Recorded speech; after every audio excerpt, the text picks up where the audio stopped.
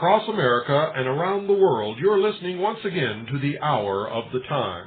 This is the only hour that ever was or ever will be. This is the most important hour in your entire life.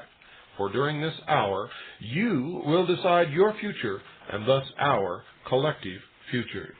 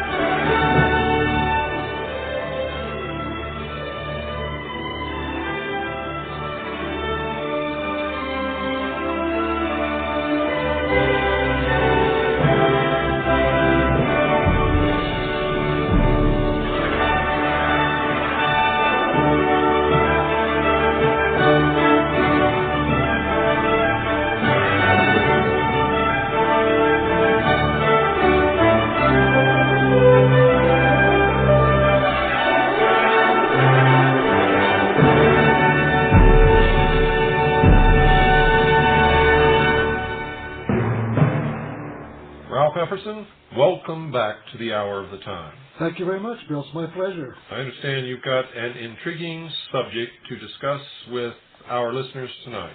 That's correct. We're going to talk about the Constitution of the United States.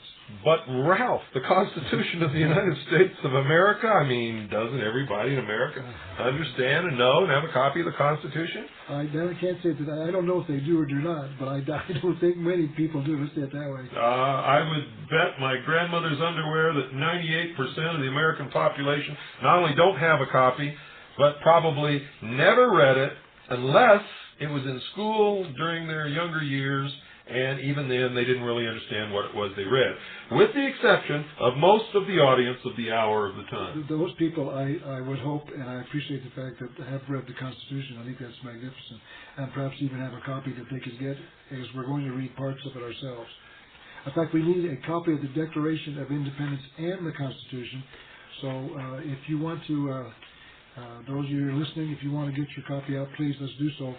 And get your highlighting pen, because we're going to talk about some very disturbing things that I've discovered in the Constitution and the Declaration that should be brought to your attention. If this is not something new to you, this will be very disturbing. If you already heard it before, it'll help to reinforce it. Please pay attention. This is really something we've all got to understand and consider. Well, let's go. Okay. Let's start with the Declaration of Independence. In the second paragraph of the Declaration, that's also dated, by the way, this was, of course, we all know, July the 4th, 1776, our founding fathers decided to declare their independence from the King of Great Britain, England. And so they were using this document to do so. It was called the Declaration of Independence. At the bottom of the second paragraph, it reads as follows. I'm reading now from my copy that I have in my possession at this moment. It says, the history of the present King of Great Britain is a history of repeated injuries and usurpations, all having in direct object the establishment of an absolute tyranny over these states. So let's start with that now. What they're saying is that King George, the present king of Great Britain, was creating a tyranny in the United States, in fact, over these states. I went back to an 1820-something, I think it was something around 1800 and some, dictionary, and looked up the word tyranny as far back as I could go to 1776, it was maybe 50, 60 years later. And they define tyranny as giving one branch of government or one government total power. So our founding fathers were close to the understanding of tyranny by this dictionary definition maybe 50, 60 years later. I also went back to the Federalist Papers and read the quotes of Hamilton, Madison, and Jay. They also understood what tyranny was. It was giving total power to one government or one branch of government. In fact, in those years, they talked about giving too much power to monarchies, which were, at that time, as perhaps you know, the most prevalent form of government around the world. Now, so what they're saying is that we are now going to establish that we are doing this because the king was establishing a tyranny over us. And then it went on to say, to prove this, let facts be submitted to a candid world. And then they listed, I think it's 32 specific complaints that they had against the present king of Great Britain in this arena. They were saying, these are the reasons we are breaking away from the present king. And they listed, I think there's 32 of them. The only number I want to bring to your attention is the 22nd one. Those of you, at least in my copy, they're somewhat broken up into short one-sentence paragraphs. Some are maybe more than one. But mine is indented, and I can read the 22nd one. It starts by saying, for suspending our own legislatures. So what they were saying was that King George had dissolved our legislatures, the ones that the Founding Fathers had created around the various states, and then the Declaration goes on to say, and declaring themselves invested with power to legislate for us in all cases whatsoever. So what they were doing was dissolving our government, our legislatures, creating them their own, and then granting those legislatures, quote, the power to legislate in all cases whatsoever. That's the key phrase I want you to remember. The power to legislate in all cases whatsoever. By definition, giving that government that power is the very definition of tyranny. Our Founding Fathers were stating that the power to legislate in all cases whatsoever in the hands of a legislature was tyranny. That's why they listed it. We're saying we're going to submit to the candid world the following examples of tyranny in the United States. What, just for the sake of exploring this, what would be an alternative to that? What would have been the fair thing to do? What they did in Article 1, Section 8, which we'll cover in a minute. We'll cover that in a minute. What I want you to get familiar with at this point is that in 1776, our Founding Fathers declared that the phrase, the power to legislate in all cases whatsoever, was tyranny, because there is no Magna Carta under the power where they can legislate in all cases whatsoever. Whatever that legislature, that legislative body decides is law, is law. There are no concepts of rights, human rights, inalienable rights, anything under that kind of power. And that's why our Founding Fathers were separating from King George, the king, as they call it, the present king of Great Britain. Mm-hmm. Now, 11 years later, these same men, basically the same men, wrote the Constitution of the United States. It was later adopted, as you know, in 1789, but it was submitted, I believe, in the first time 11 years later in 1786. The Founding Fathers set up three branches of government. Article 1 creates the legislative branch of government. Article 2 creates the executive branch. And Article 3 creates the judicial branch. So we're now going to go to Article 1, wherein our Founding Fathers created the legislative branch of government in a bicameral House and Senate, meaning they had two houses, one House and one Senate.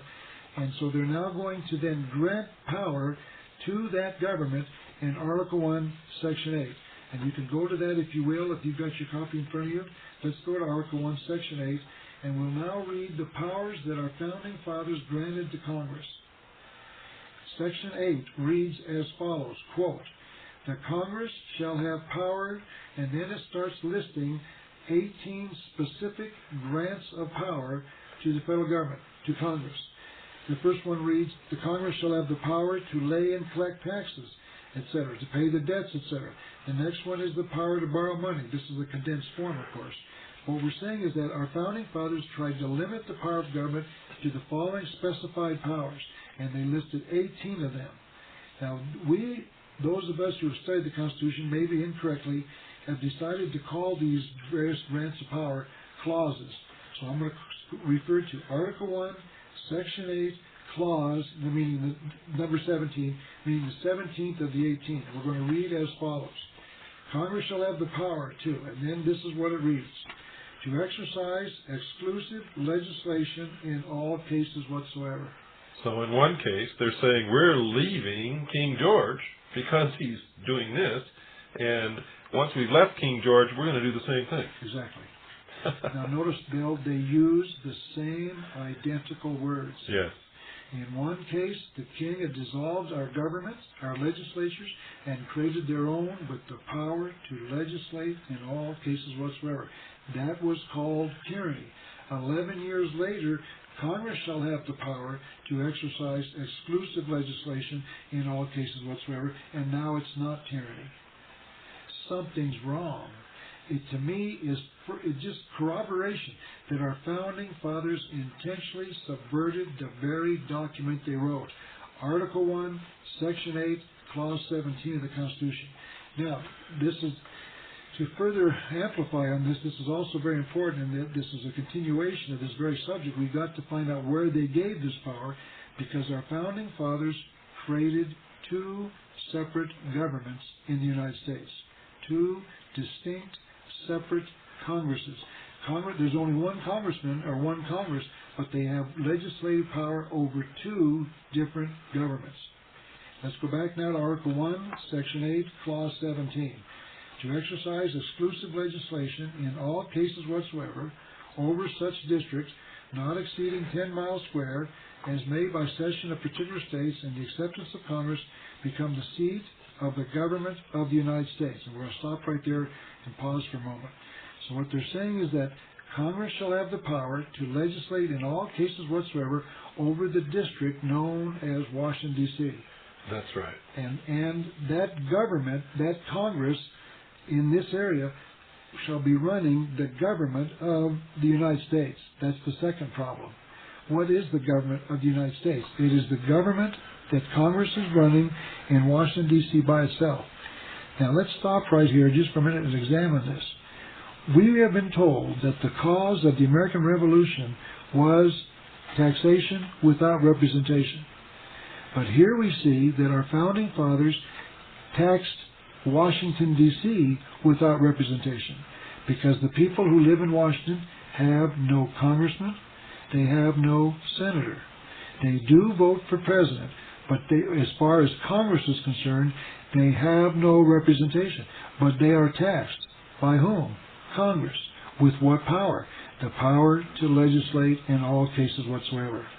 So we can see that our founding fathers granted this tyrannical power to Congress over the affairs of Washington, D.C. Now, when Congress tries to interfere in the affairs of Arizona or New Mexico or Alaska or any of the other states, it has very specific powers granted to it under Article 1, Section 8, Clauses 1 through 16, 18, and the 10th Amendment. Congress shall have the power to lay and collect taxes, to raise an army, etc. Those are all powers that they only have over the states of the 50 states. Those are the powers of the government of the United States of America. But when Congress runs the affairs of Washington, D.C., they call themselves the government of the United States, and they have the power to legislate in all cases whatsoever. Now, just as an adjunct to that, let's examine this thought that Congress taxed the people in Washington, D.C. without taxation. In my book... You mean without representation? Forgive me, I misstated that. You're right. The power to taxation without representation, which we have been told was the cause of the American Revolution. Bill, in my book, The Unseen Hand, I try to point out that was not the issue in the American Revolution. Of course not. The issue was the need to create a central bank that would have the power to create paper money out of nothing and loan it to the government at interest. That's why we fought the issue. This is secondary, but they were creating a government in Washington that was taxing without representation, and so that was not the issue. Now let's continue with our thought. It says to exercise like authority over all places purchased by the consent of the legislature of the state in which the same shall be for the erection of forts, magazines, arsenals, dockyards, and other needful buildings. Now, this is not really germane to our discussion, but as long as we're here, let's examine that. Something like over a third of the land in the United States is owned or at least held in the name of the United States government, completely without constitutional authority. Here they can only build or buy land for the erection of forts, magazines, arsenals, dockyards, and other needful buildings. Just today I drove from Tucson up north, where you live here, Bill, to do this program, and I drove through national forests. They have no power for national forests. That's correct. I drove through national parks. They have no power to create national parks. The only power they have is to buy land for the erection of forts, magazines, arsenals, dockyards, and other needful buildings. Now, in some states, in some states of the Union, namely this state, Arizona, the state of Hawaii, the truth is that most of the land in those two states, and probably many other states, is actually owned by the federal government residing in Washington, D.C., and that is, in fact, not according to the Constitution. By the way, on those national parks, what power does Congress have to legislate or activate, or whatever it is on those parks? The power to legislate in all cases whatsoever. It's a pure tyrannical government. And those on the national forest, they can tell you what to do and not to do. They have complete power to do that. There is no constitution under that power. And you go on your national parks and try to stand up for your Fifth Amendment rights, they're not going to recognize your Fifth Amendment rights because you're acting on their land where Congress has the power to legislate in all cases whatsoever. Now let's continue our thought. This is the second part of this problem. Let's go now to the 14th Amendment. This is where they pulled the clincher. I like to use the analogy of a fisherman. I'm not a fisherman, but I believe that what you do is you dangle your bait and forget about it until meaning the bait with the hook in it, until the fish bites it. As soon as he does, then you pull it and you snag him and then pull him in. So for 70 years, the bait was dangling. Not many people cared about it until the 14th Amendment. Those of you that have your copy of the Constitution, let's flip over to the 14th Amendment. Let's read this. And by the way, if you don't have a copy of the Constitution, as I've told you before, you really shouldn't be listening to this program unless you just stumbled on it and you don't understand that you really should have a copy of the Constitution. But if you've been listening for a while and you still don't have one, turn your radio off and go to bed. This is not the show for you. Go ahead, Ralph. I would urge you, in fact, all of us should carry a copy. When you get a copy... Well, how can you be an American and not have a copy of the Constitution? Well, it is America. Well, okay. What I'm trying to say, the whole document is written on 3x5 cards, maybe 15 pages. It's very small. You can get a copy very inexpensively. Let's now go to the 14th Amendment, because this is when they pulled the hook, snagged us, and reeled us in. The 14th Amendment was adopted in 1868 after the Civil War, and it reads as follows. And we're going to take this. In fact, maybe what I should do is read the whole thing all the way through, and then we'll analyze it part by part. Let's do that. It says, all persons born or naturalized in the United States and subject to the jurisdiction thereof are citizens of the United States and of the state wherein they reside. Let's just read that now step by step. First of all, they notice that they are now calling us persons. We used to be called people, and I'm not an expert in this particular field, but there is a reason that they stopped calling us people, yes, and we're now called persons. And what goes on to say, all persons born or naturalized in the United States. Now let's stop there and analyze that. What does that mean? Where is the United States? It's only Washington, D.C. That's right. It's not the state of Alaska, not the state of Arizona. It's not the combination of those two states or all the other 50 states. Those are called the small U, United, right? Capital S, States of America. So what we're talking about then is Washington, D.C. all persons born in Washington, D.C.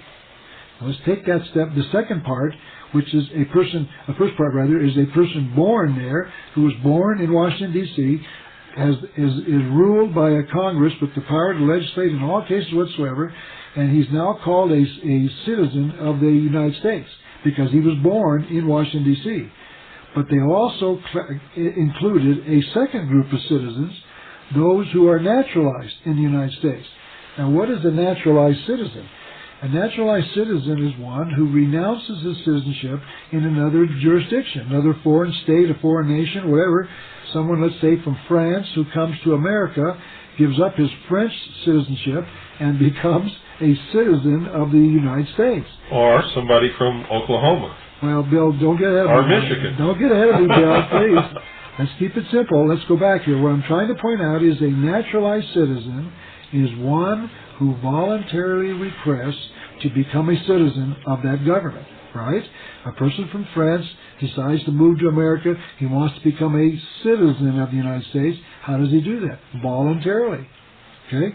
So now we've got two classes of people in Washington, D.C., who are citizens of the United States. Let's go back. It says all persons born in the United States or all persons naturalized in the United States. Now, are we a naturalized citizen of the United States? Now, before you answer, Bill, I know what you're going to say. Don't get ahead of me here. Please be patient. I'm keeping my mouth shut. Let's go back. Did we, American people, the American people who live in Michigan, who were not born in Washington, D.C., are we a naturalized citizen of the United States? Yes. How did we do that? Voluntarily, by accepting the Social Security card. Now, let's go slow here, Bill. Let's make sure these people understand what we're talking about. There is no law requiring a citizen of the state of Arizona or any other of the 50 states.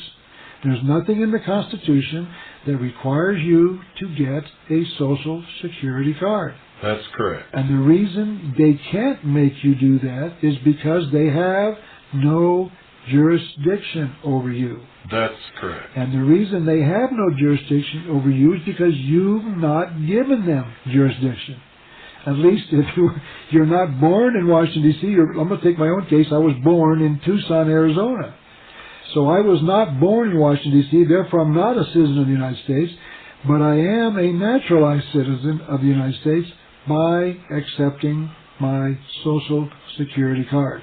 And you say, wait a minute, Ralph, I was told I had to get a card, and I'm still waiting for the person who's done that to show me where in law he's required to get a Social Security card.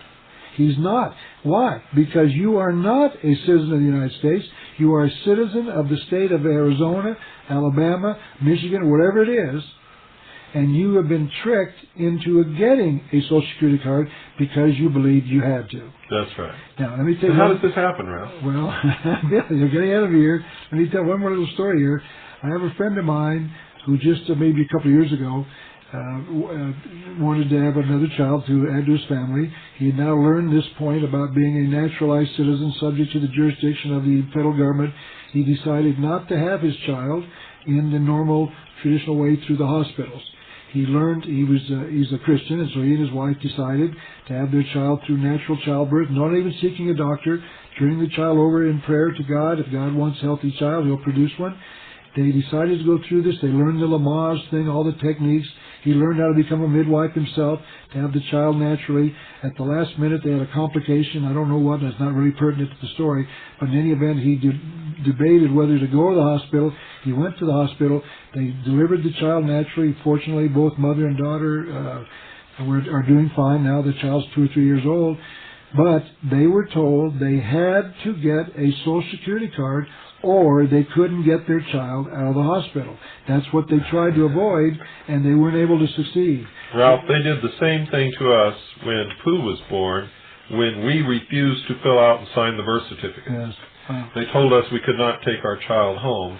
And I'm telling you right now, that hospital has never seen a ruckus like I raised on that day And the outcome of it was we did take her home. Yes. Without signing, without filling out, without any of the things that they required us to do. Yeah. Now, it was not easy, and we had no idea what was going to happen. Okay. But we also understood that without signing that document, they could not take that child. We knew that. Yes. If we had signed that document and then refused to fill any of it out, then they could have. And let's go back now. What Bill is just saying is further amplification and further proof of what I'm contending here. Let's go back now to the 14th Amendment. It says, all persons born or naturalized in the United States and subject to the jurisdiction thereof are citizens of the United States and of the state wherein they reside. So now, if you get a Social Security card, you now have joint citizenship. You're a citizen of the state of Arizona or Michigan or Alabama and the citizen of the United States. Now, what Bill is pointing out is that what he was asked to do was to place his daughter under the jurisdiction of the government of the United States by signing whatever the form was. That's correct. The birth certificate. The birth certificate is used as a voluntary acceptance or giving, if you will, of your child to the government so that that government has jurisdiction over that child. You do that voluntarily. Now, Bill did not do it voluntarily. He was able to get his daughter out without the birth certificate. But that's only because I've done a lot of studying and I understood what was happening there. Most people don't. They have no idea what they're doing. They have no idea what they're doing or giving up when they go in and sign the documents and take out a Social Security number. But most people do that through fraud. They're told that they have to get a Social Security number, and they're usually told that by an employer who says, you can't go to work here unless you have a Social Security number. What people don't understand is they don't have to get a Social Security number, and the employer has no right to make that a condition of employment, and if he does, you have the right to sue him. That's correct. So what we've got here, Bill, is we have been tricked and deceived. That's correct. By whom?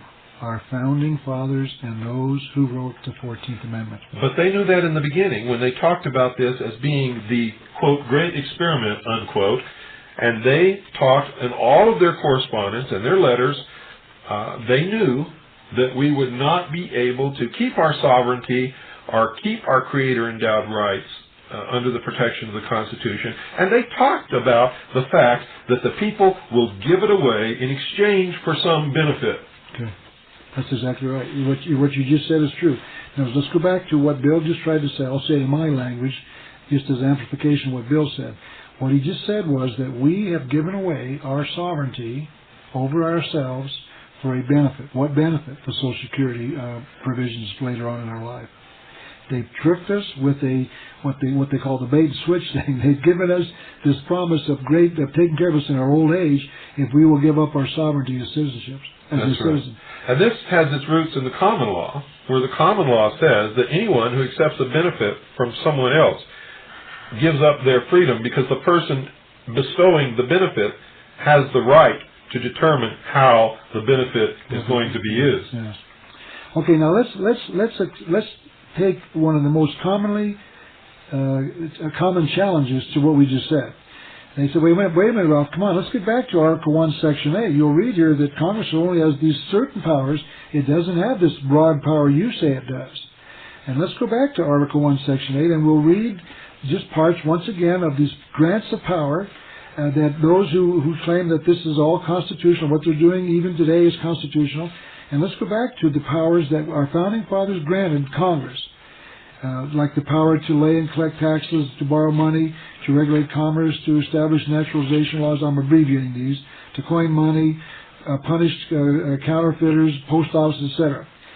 And then it says it has the power to make all laws which shall be necessary and proper for carrying into execution the foregoing powers. So they've got the power to make an army and then enforce the army because it's constitutional. That makes sense. So those who say, wait a minute, Ralph, there must be an error because what our government is doing is constitutional. It's all listed there somehow. I'd love to ask them this question. If our government operates on specified powers, listed 1 through 16, 18, and the 10th Amendment, which we'll cover in a minute, where did Congress get the power to tax us, to build a space telescope. We'll talk about that after we get through the break. Okay, you guys keep that thought, remember that, and we'll talk about that as soon as we come back. But right now, it's time to take our break, folks. Don't go away. We'll be right back after this very short pause.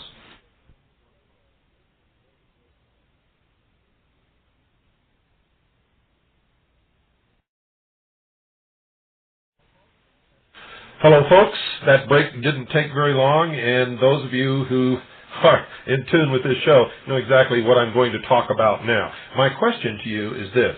If you have not yet taken steps to fulfill your responsibility to your family and to yourself by investigating the possibilities that are available to protect your assets, everything that you've worked for all your life, against what we know is coming very shortly in the future, then I want to know, what's holding you up? Why haven't you done this?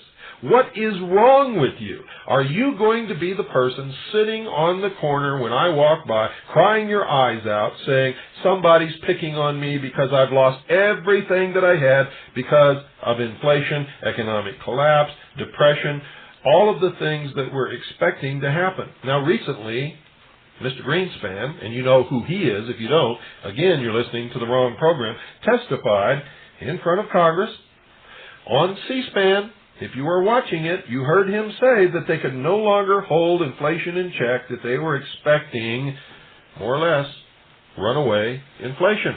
And they're expecting it very soon. What happens in inflation?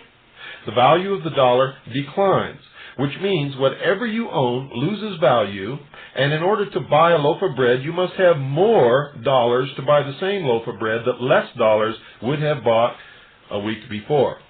Now, if you understand history, and if you understand the relation of inflation to hard assets, gold and silver, then you know that you should be on the phone right this moment, because I'm going to play some music in just a couple of seconds here, and you've got time to do it. You should be on the phone to Swiss America Trading asking for information.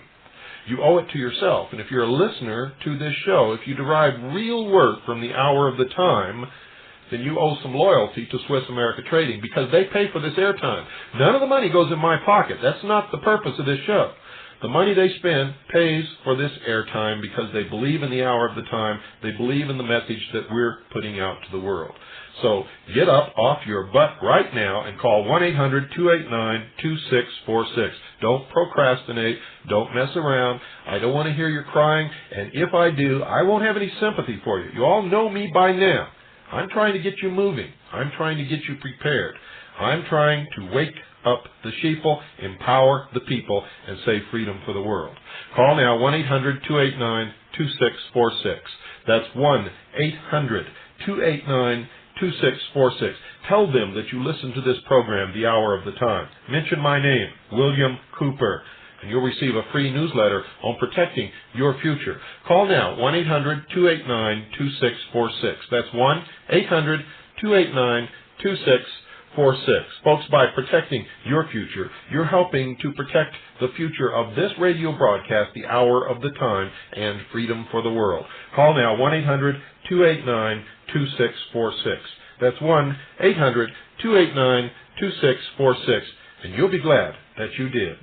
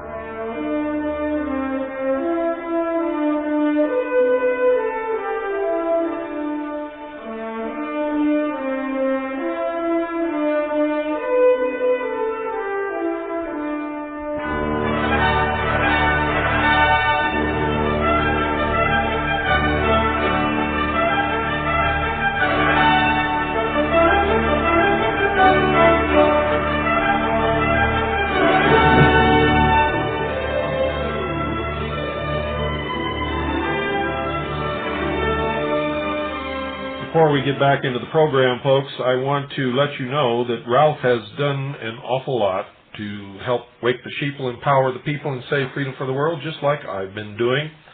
And I'm using sort of my cause to promote his, because we are brothers on the battlefield, and you can be too. Let me just give you some of the things that Ralph has to offer. He has a 33-page booklet entitled Clinton's Conspiracy. Bill Clinton supports it. The driver shot Kennedy. And folks, you've heard about that on this program, a 2-hour video cassette. The Unseen Hand, one of the best primers to get you acquainted with the conspiracy. 488 pages, ladies and gentlemen, of some of the best research that I've ever seen into the conspiratorial history of the world. And then he wrote another book called The New World Order, which you've heard me quote extensively during our series on the mystery schools. That's a 388-page book, and I'm telling you, if you read that book and research the references that he has given, and you still believe Freemasonry is just a fraternal organ existing for the good of the community, then I've got to tell you, you've lost your mind. God exists. There is no other option. 26-page booklet. The Kennedy assassination, conspiracy and cover-up, another 2-hour video. Vietnam, America's betrayal and treason. 2 videotapes, 3 hours of lectures, and a 93-page booklet. The Kennedy assassination in Vietnam, set of 3 videotapes. You know, a lot of this you've heard on this program. Now, don't get me wrong, folks. Ralph Epperson does not agree with everything that I have discovered in my research, and I certainly don't agree with everything that he's discovered. But I'll tell you this. I think we probably concur and agree on about 90% of what each and the other has uncovered and is trying to alert people to. But you know that's not the purpose of this broadcast. The purpose of this broadcast is wake you up, get you to do your own research, to teach you that you can think for yourself, and nobody has to tell you what the truth is if you will just learn that you are the ultimate, penultimate, if you will, power in the United States of America. And that you have to learn to think for yourself. And if you can't, you're just a puppet on somebody's string. And when they pull that string, as you've heard me say a million times, you're going to dance. Is that what you want to be? No, of course not. You know, there's a lot of other things. This is a pretty extensive catalog here, and you need to get it. Write us with a self-addressed stamped envelope, and we'll send you this catalog. Just 29-cent self-addressed stamped number 10 envelope. Send it to this address, folks. Ralph. Just send it to Ralph. You don't need to remember anything else. Ralph. P.O. Box 536. P.O. Box 536. Tucson, Arizona. For those of you who haven't been out west here, Tucson is spelled T-U-C-S-O-N. Tucson, Arizona, 85702. Once again, Ralph. Post Office Box 536. Tucson, Arizona, 85702. I'll repeat this toward the end of the program. I'll also put it on the hotline. So if you missed it tonight, you can call the hotline tomorrow and get this address. Now, Ralph Epperson, my good friend, has consented to help out what we're doing here by giving us a small percentage of whatever you order from his catalog. So whenever you order from his catalog, please specify that you're ordering from the offers through the catalog after you get it through the mail from listening to the Hour of the Time. And that will help us out here. It will help Ralph out. And with this fantastic research that he's done, it's going to do more than help you out, folks. It's going to get you up out of that easy chair, off the couch potato status, and into action to help us save this great nation of ours. Let's get back to what we were talking about, Ralph. We left off. You were posing a question. That's right. You were posing a question, and the audience out there has been thinking about it. Okay. Let's get right back to it. Let's get back to Article 1, Section A of the Constitution of the United States, and let's examine the powers of Congress that they have over the rest of the Union, meaning the states of the 50 states of the United States of America. Those powers are specified in this document.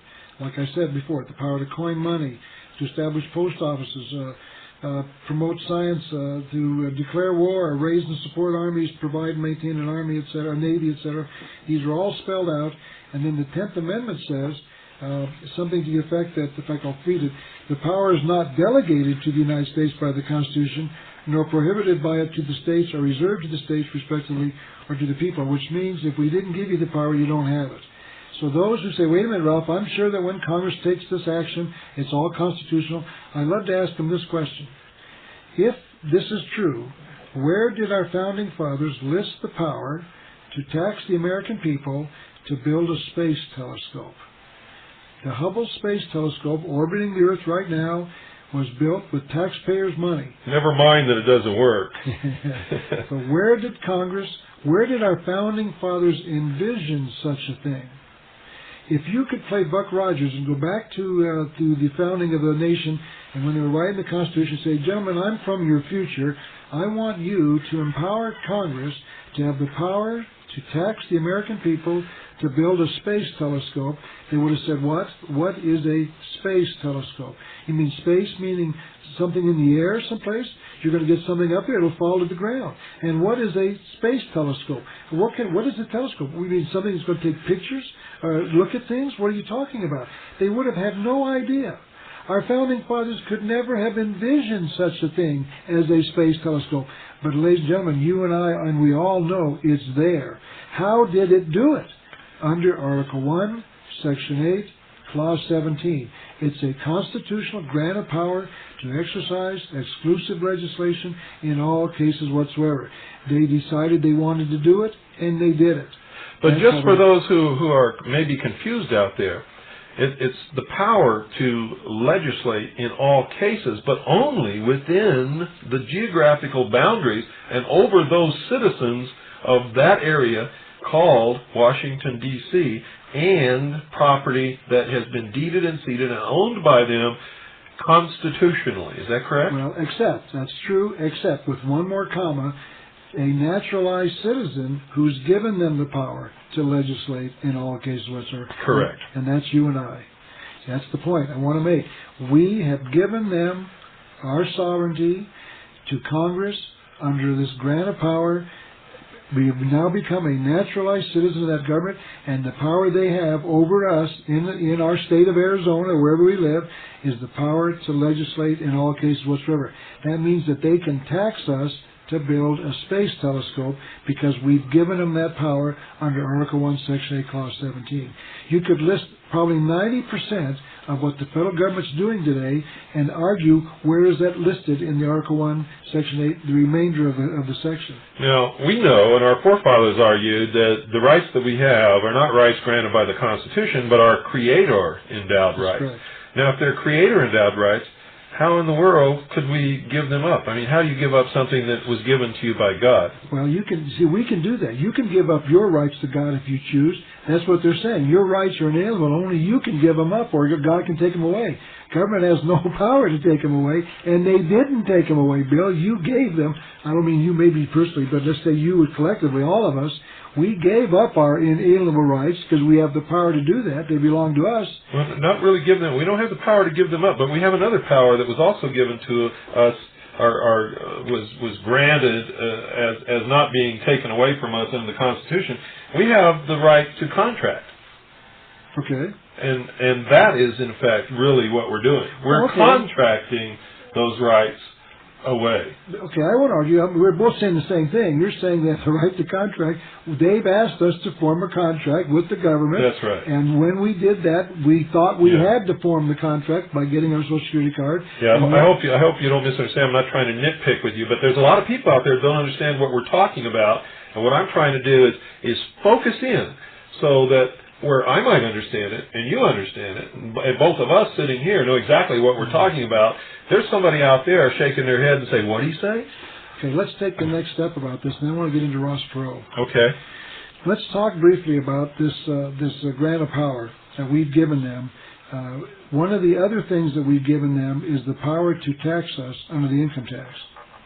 The income tax is voluntary.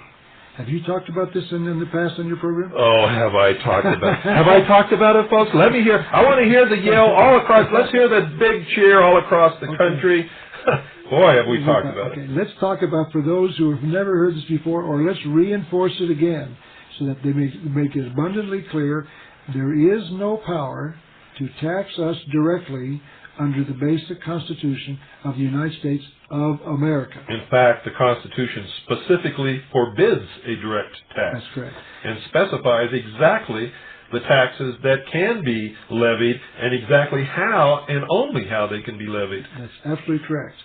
Now, how then do they have the power to tax us on our incomes? Very simple. We get our little W-4 form and we check United States citizen. Yeah. We fill out how many exemptions we have. Social Security exemptions. And we put down our Social Security number and we list our dependents and we send this thing in, and we have now contracted to pay voluntarily a direct income tax, which is forbidden by the Constitution in any other way. That's correct. Do you understand what I'm trying to point out? There's one more example of this that I can think of, and that is in fact, we got one more. Let's talk about the postage stamp. Let's go back now to the draft. Now, I don't remember this because I was not drafted, but when I joined the reserves years ago. I don't remember going through this ceremony. Maybe you can help me, Bill. I have been told. I wasn't drafted either. I was stupid. Okay. Okay. Well, let's go back to. I hadn't learned yet. Maybe you can remember the ceremony you went through, but I have been told, I cannot confirm this, because it didn't happen to me, so I don't remember this, but during that ceremony, were you not asked to take one step forward? Absolutely, yes. Okay, what was that for? If you're a United States citizen. You were volunteering. That's volunteering. Right. You were volunteering to take one step forward to give the Army the jurisdiction over you. First thing that I remember is they asked if there was anybody in the room who was not a United States citizen. Yes. Those people, if there were any, were asked to step aside. Yes. Everybody else was asked to take one step forward, raise their right hand, and repeat after me. The purpose of the one step forward is for you to voluntarily give up your sovereignty to the federal government and to the jurisdiction thereof, under this power to them, the government. That's what they do it for. It's a voluntary act. They said voluntary. They even mentioned it. That's correct. Now, there's something else about this that I've since learned. If they send you a draft notice and say you have to report for a physical and for induction into the United States military service on such and such a day because your number is such and such, you must do that. There's no way that you can get out of doing that. Whether you're a conscientious objector or what, you have to make that known there. But you must report, you must go through the physical, you must go through the process. But what I've learned is no one at any time ever can force you to sign your name on any document or to raise your hand and take an oath. That's great. And anyone who refused to sign their name or refused to take the oath was sent home. That's right. And was not inducted into the military service. And everybody was coming up with these unbelievable excuses and reasons and masquerading as if they were homosexuals to try to get out of being drafted, when all they had to do was refuse to take the oath, and they could not have been drafted. So, but the point is very clear. Once again, it's for further evidence that I believe our contentions are correct. They are getting you to volunteer to submit yourself to the jurisdiction of the United States government by stepping forward voluntarily. I think it's a tremendous evidence that they are extremely crafty and cunning and slick and tricky, and that we really aren't exercising the mental powers that we should be when we're dealing with these people. Let me give you one. We must be on our guard all the time. That's correct. Let me give you one more example of this that occurs to me. There might be others that maybe some of your listeners might have. They could get in touch with you or somehow. But let's go to number 4.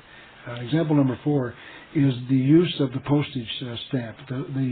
I have been told, in fact, I've done this myself, you can mail between the 50 states under what they call non-domestic mail for 2 cents a half ounce. And I have seen it work repeatedly. Now, by the way, I want to make it clear, I'm not recommending you do that or suggested that, but if you want to know more about this, write to me at the P.O. Box Bill gave you, to Ralph Epperson, or just Ralph, and say, tell me more about this, the mail thing, but let me take one more last step. There is, when you write mail to Washington, D.C., it's called domestic mail, and you have to pay the 29 cents or the half ounce, wherever it is, or the ounce.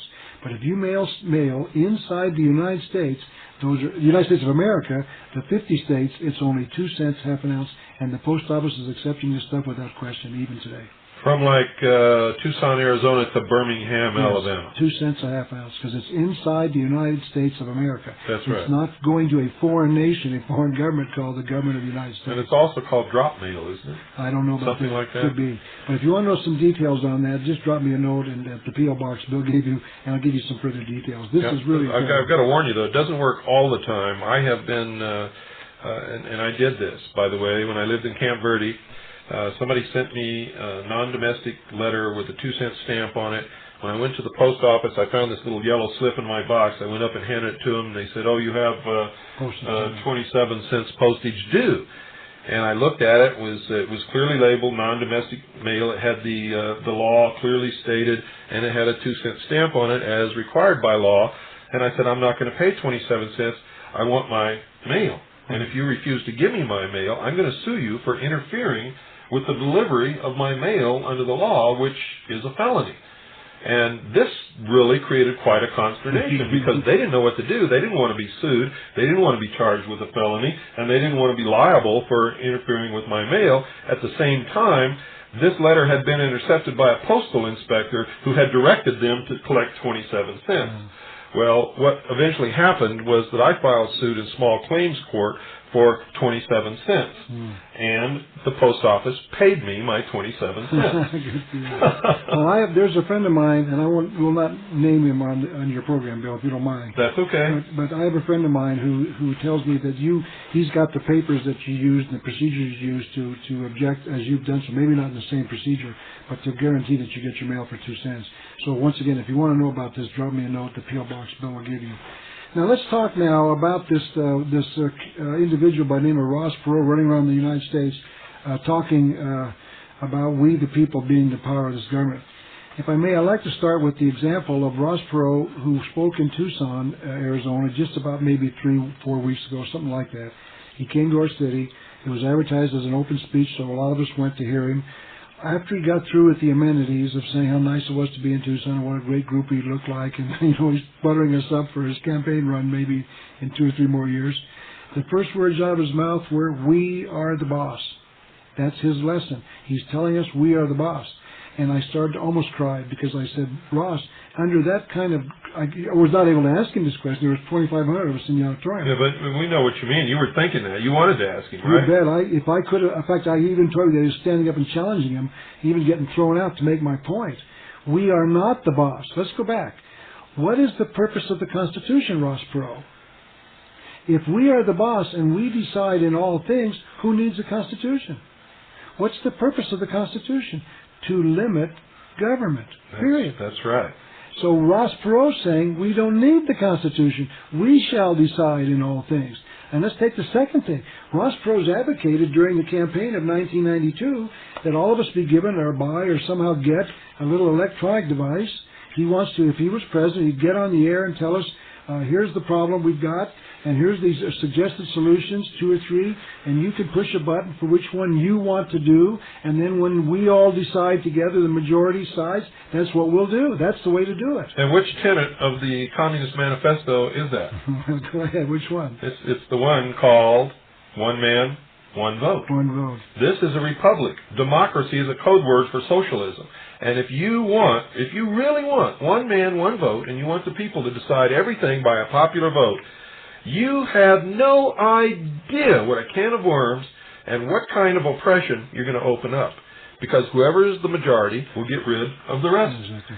Whoever wants the greatest number that wants something from the government is going to get it. And whenever that happens, what usually transpires is the majority votes itself everything until there's nothing left. And a dictator has to stand up to clean up the mess and take charge. Well, there are plenty of examples of that throughout history.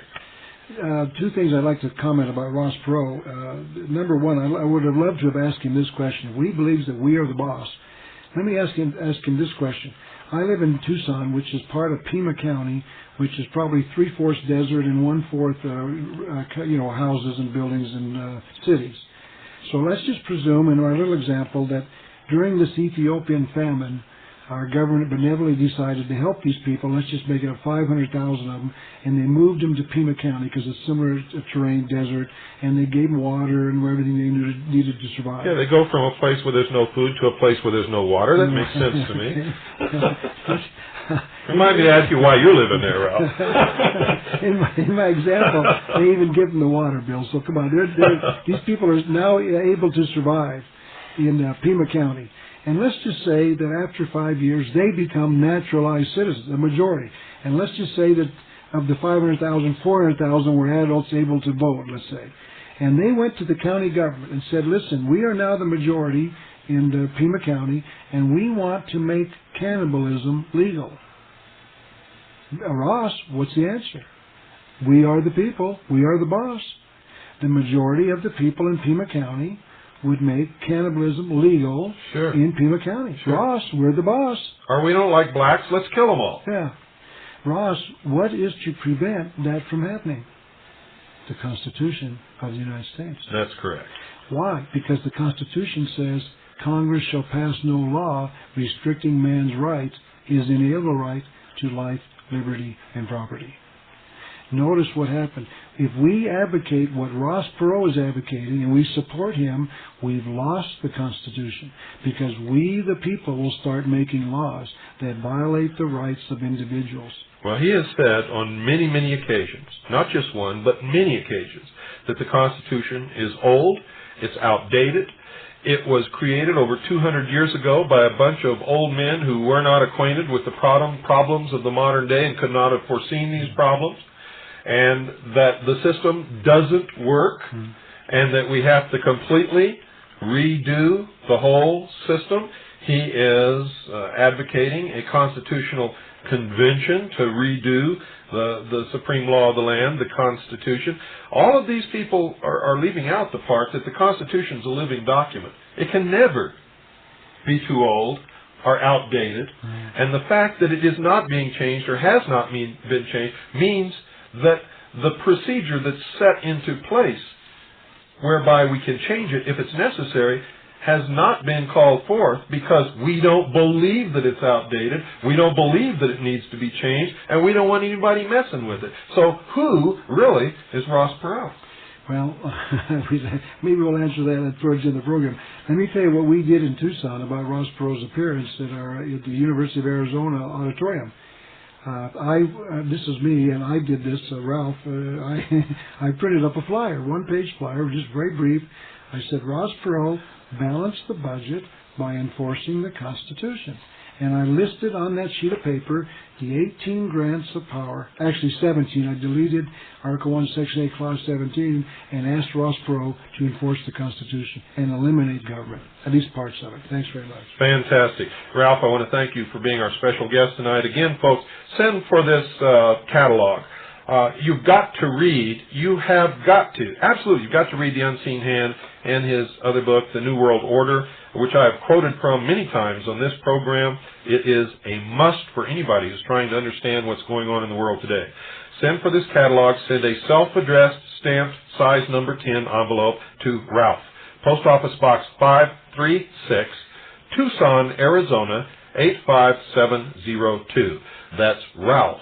Post Office Box 536, Tucson, Arizona, 85702. And whenever you order something out of that catalog, folks, tell them that you're ordering it from the shows that you heard on the Hour of the Time, and Ralph would share a small portion of the money that you send in with our efforts here so that we can continue to bring you the information that we do. Good night, and God bless each and every single one of you.